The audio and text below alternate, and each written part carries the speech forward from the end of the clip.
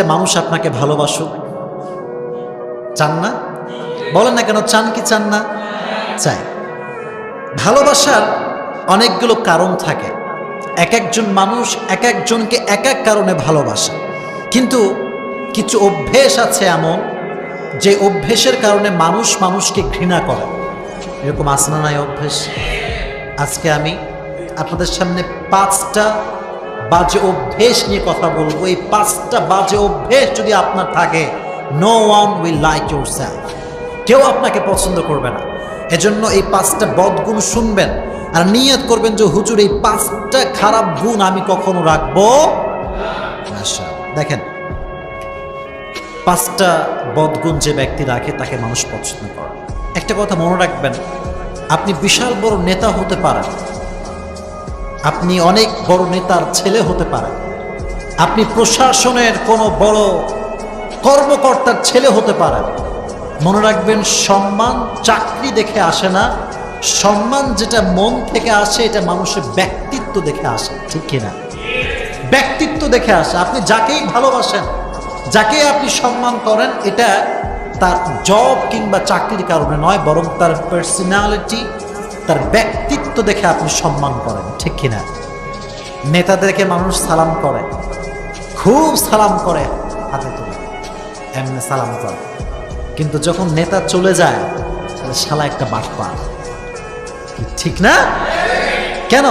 Because তাকে প্রকাশ্যে সম্মান করলেও তার ব্যক্তিত্ব ভালো না, এজন্য প্রকাশ্যে সম্মান করলেও ভেতর থেকে সম্মানটা আসে। 1 নাম্বার যে কারণে মানুষ আপনাকে ভালোবাসবে না সেটি হচ্ছে ইররেসপন্সিবল বিহেভিয়ার, দায়িত্ব জ্ঞানহীন আচরণ। আপনি দেখবেন অনেক যুবক আছে এরকম, ওরা যখন মানুষের বাসায় যায়, ফর এক্সাম্পল বন্ধুর বাসায় গেছে, কার বাসায় গেছে?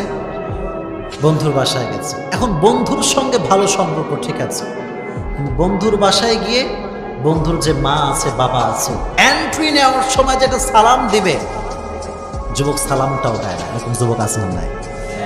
ইররেসপন্সিবল বিহেভিয়ার, দায়িত্ব জ্ঞানহীন আচরণ, এটা মানুষের সম্মানকে কমিয়ে দেয়। দায়িত্বশীল হতে হবে।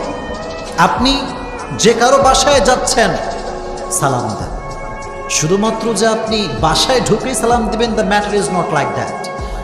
রিক্সা চালক রাস্তায় যাচ্ছে, আপনি যদি আস্তে করে বলেন আসসালামু আলাইকুম, আল্লাহর কসম কলিজা তার ঠান্ডা হয়ে যাবে। সুবহানাল্লাহ পড়ে। রিক্সাওয়ালার কলিজা ঠান্ডা হয়ে যাবে, যারে আমার মতো সাধারণ মানুষকে এরকম লোক সালাম দিল, তার ভেতরে একটা ভালো লাগা কাজ করবে কি করবে না? Yes, then respect will come, তখন সম্মানটা আসবে। এজন্য মনে রাখবা যুবক ভাইয়েরা, ইররেসপন্সিবল বিহেভিয়ার, দায়িত্ব জ্ঞানহীন হওয়া যাবে না। সব জায়গায় দায়িত্বশীল আচরণ শো করার দরকার আছে না নাই? দায়িত্বশীল হবেন, 1 নাম্বার। 2 নাম্বার সেটি হচ্ছে কেয়ারলেস যারা হয়, কেয়ারলেস, তাদেরকে মানুষ পছন্দ করে। কেয়ারলেস পিপল, মানুষ এদেরকে দেখতেই পারে না 2 চোখে। দায়িত্ব একরকম জিনিস, মনোযোগ আর একরকম জিনিস। ফর এক্সাম্পল মনে করেন কেয়ারলেস কারা? কেয়ারলেসের অনেকগুলো ডেফিনেশন হতে পারে। আপনারা কি আমার কথা বুঝতে পারছেন প্রিয় ভাইয়েরা? মনে করেন আমি এখানে বক্তব্য দিচ্ছি, আমি বক্তব্য দেওয়া অবস্থায় যদি কেউ এখানে মোবাইল টিপে, কেউ ওই দিকে তাকায়, বামে তাকায়, ডানে তাকায়, একজন স্পিকার হিসেবে এটা কি আমার ভালো লাগবে না খারাপ লাগবে? বলেন, ভালো লাগবে না খারাপ লাগবে? খারাপ লাগবে।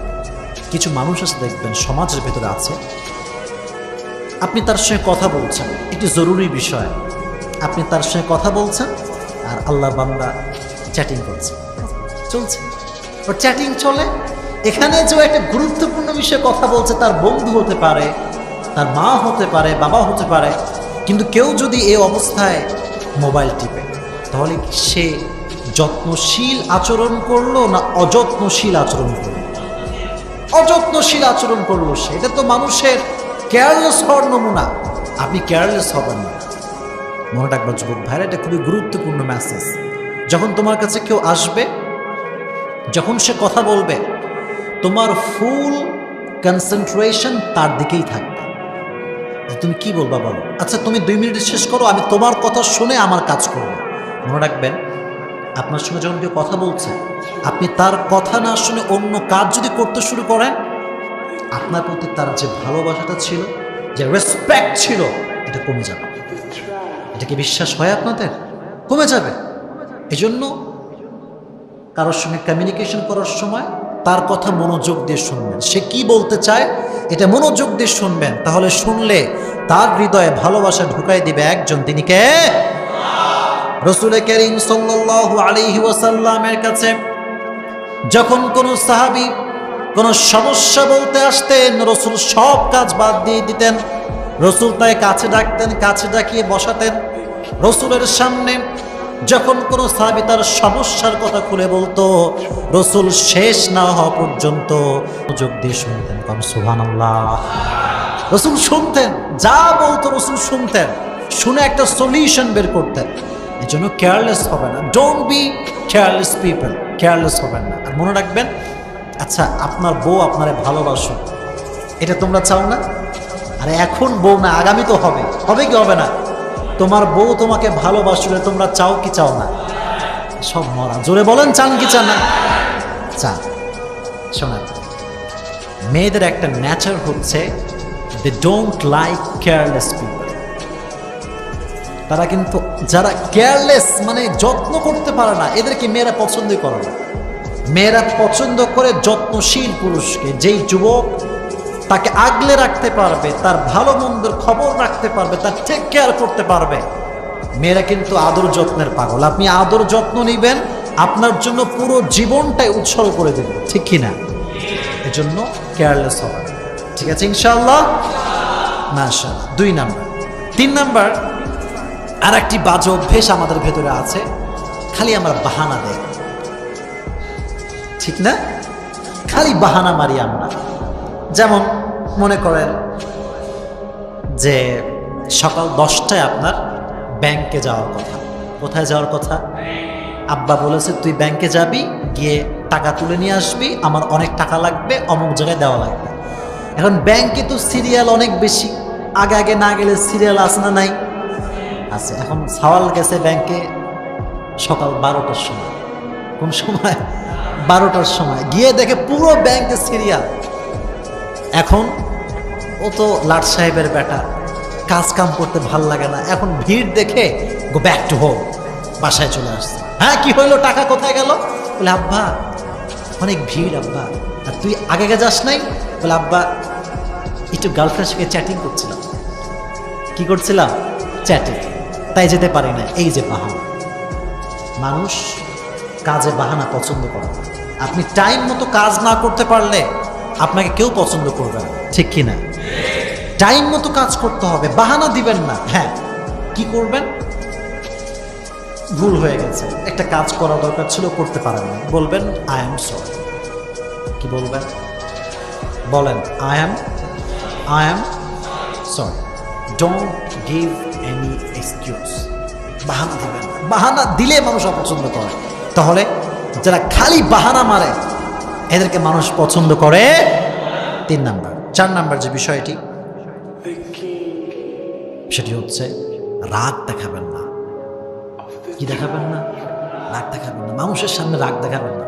যারা রাগের মেজাজ নিয়ে চলে না, দেখবেন মানুষ এদের তীর সীমানাতেও আসতে, মানুষ এদেরকে পছন্দ করে না। Don't show your anger. রাগ দেখাবেন না, সবসময় বি নর্মাল। রাগ আসলে আমার সঙ্গে সকলেই পড়েন আউযু বিল্লাহি মিনাশ শাইতানির রাজীম। আবার যদি রাগ ওঠে, সঙ্গে সঙ্গে ওযু করে নেবেন। কি করে নেবেন? বলেন কি করবেন? ওযু। ওযু করলে এটা আপনার অ্যাঙ্গারকে কন্ট্রোল করবে, আপনার রাগকে নিমিষেই ঠান্ডা করে দিবে। সুবহানাল্লাহ পড়েন। So don't show your anger in front of people. মানুষের সামনে যে রাগ দেখাবেন, কন্ট্রোল করবেন। আর ফার্স্ট নাম্বার, সেটি হচ্ছে ওই ধরনের মানুষকে মানুষ পছন্দ করে না যারা কথা বলার সময় মুচকি হাসি দিয়ে কথা বলতে পারে। কথা বোঝেন?